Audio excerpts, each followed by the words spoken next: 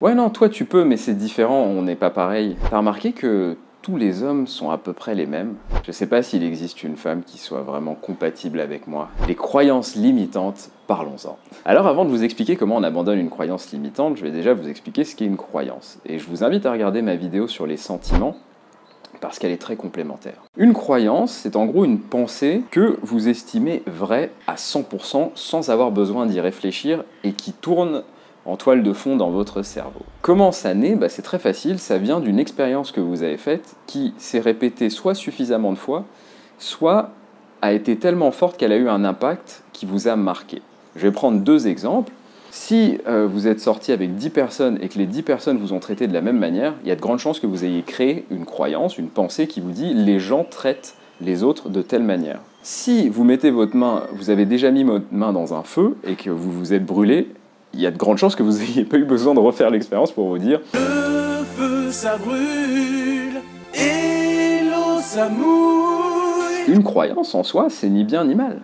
Si vous voyez un de vos amis tous les jours et à chaque fois vous rigolez, vous allez vous dire cet ami, il est super drôle et c'est génial. Une croyance devient limitante à partir du moment où elle vous empêche d'accomplir des choses et où elle vous empêche d'avancer dans votre vie. Alors la question que vous pouvez vous poser c'est mais ok, mais comment je sais si j'ai une croyance limitante? Eh bien c'est très simple. Une croyance limitante, vous en avez une si vous observez une situation ou vous vivez une situation et vous n'arrivez pas à comprendre, et votre conclusion c'est « il y a un bug ». Ou deuxième hypothèse, il y a peut-être vraiment eu un bug. Par exemple, si vous vous dites les gens fonctionnent de telle manière », et puis à un moment vous rencontrez quelqu'un qui ne fonctionne pas comme ça.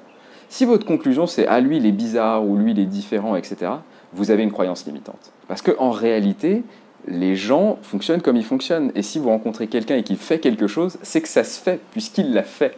Donc si vous pensez que ça ne se fait pas, c'est que vous ne comprenez pas l'univers et vous ne comprenez pas le monde comme il est réellement. Voire même, vous êtes victime de ce que j'appelle le déni de réalité.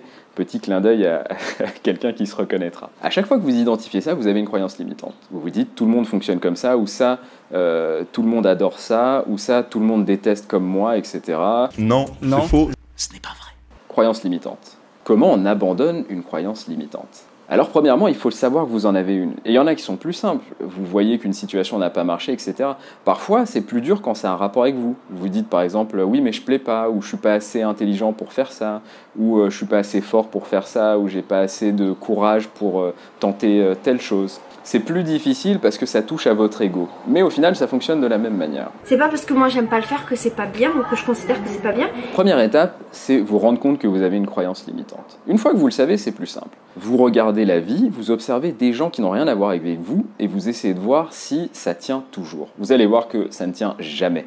Si vous vous dites tous les hommes sont pareils, vous allez forcément voir quelqu'un qui est dans une relation avec un homme qui ne répond pas à vos critères de fonctionnement. Mon œil, ouais. Si vous vous dites que c'est impossible de réaliser telle action, il y a 99% de chances qu'il y ait quelqu'un dans le monde qui l'ait réalisé. Et du coup, vous allez vous rendre compte que votre croyance est fausse. Alors évidemment, certains vont se dire « oui, mais c'est impossible, mais lui, il l'a fait parce qu'il est spécial, etc. » Si vous êtes dans cette logique, c'est que vous êtes dans l'auto-sabotage. C'est un cas particulier et je n'en parlerai pas aujourd'hui. Mais normalement, vous vous dites « ok, ma croyance, a priori, elle est fausse ». Et ce qui est bien, c'est que vous allez commencer à l'observer de plus en plus, naturellement. Vous allez voir de plus en plus de situations qui vont vous démontrer que votre croyance est fausse. Une fois que c'est clair pour vous, la deuxième étape, c'est d'en trouver une de substitution. Parce que si vous ne faites qu'abandonner une de vos croyances, il y a de grandes chances qu'à un moment ou à un autre, vous ayez envie de la remettre, simplement parce que vous ne comprenez pas et que vous n'avez pas d'autres explications. Bon, c'est pas très malin, quoi. On veut dire, c'est vraiment même pas malin du tout.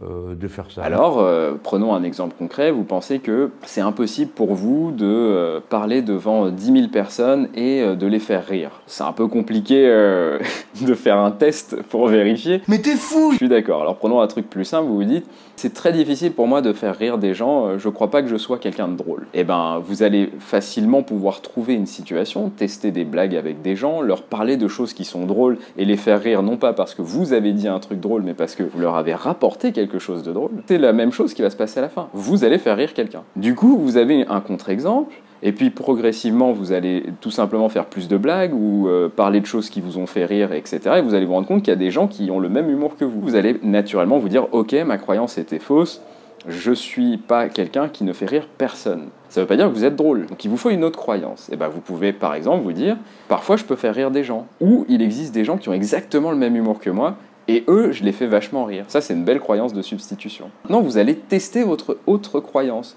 Vous allez chercher des gens qui ont le même humour que vous allez faire des blagues, vous allez voir qu'il y en a qui rigolent, qu'il y en a qui rigolent pas, vous allez voir que ceux qui rigolent pas, c'est peut-être parce que vous n'avez pas fait la blague de la bonne manière, ou qui sont juste pas comme vous, et vous allez vous rendre compte que votre croyance, elle fonctionne. Il y a des gens comme vous qui rigolent aux mêmes blagues que vous. Et là, c'est la délivrance, vous avez une meilleure croyance, et vous êtes heureux. Voilà en somme, un petit peu simplifié, comment on abandonne une croyance limitante. Si vous avez des croyances complexes, si vous n'arrivez pas à faire ce travail, vous pouvez toujours m'envoyer un message et on pourra voir ensemble. Moi, j'aide les gens et je les accompagne. Ciao!